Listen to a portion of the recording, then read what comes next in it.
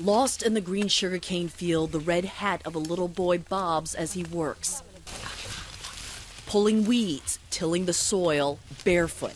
7 hours a day in the scorching heat of the Philippines. Dante Campolan is 14.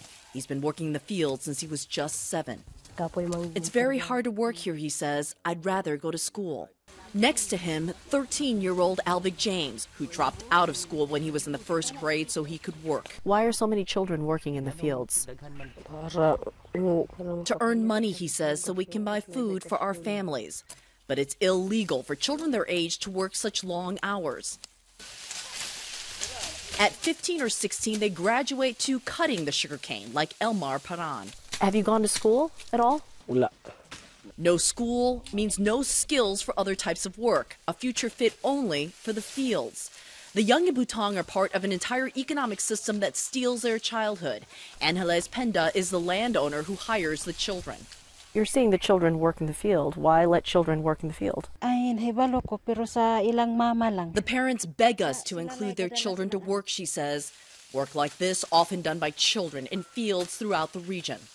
The children who labor in these fields produce the sugar sold on the global market. From there, it ends up on your kitchen table, your morning coffee.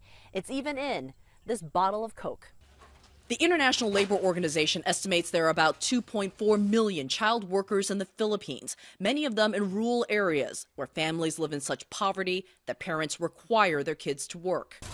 Many child laborers work in dangerous conditions like this charcoal field, choking air, their faces covered in soot, bagging charcoal for pennies. The Philippines government has launched a major campaign hoping to end this.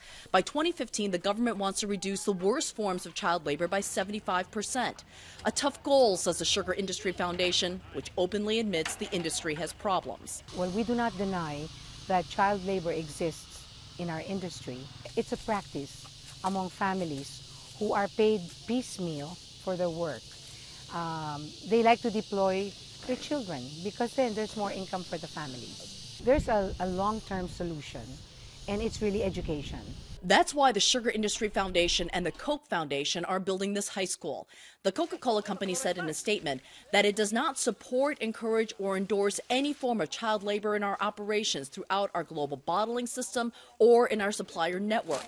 The company went on to say, specifically in the Philippines, we are supporting multi-stakeholder initiatives to remove children from sugarcane fields and enroll them in education programs. Education is a potent weapon. This region is experimenting with an alternative learning system where children go to school only 2 days a week because they have to work in the fields. Dante gives nearly all of his day's pay, $3.50, to his mother. When I grow up, I would love to go away from here, he says. But with the realities here, it may only be a dream. Kyung La, CNN, Northern Mindanao, the Philippines.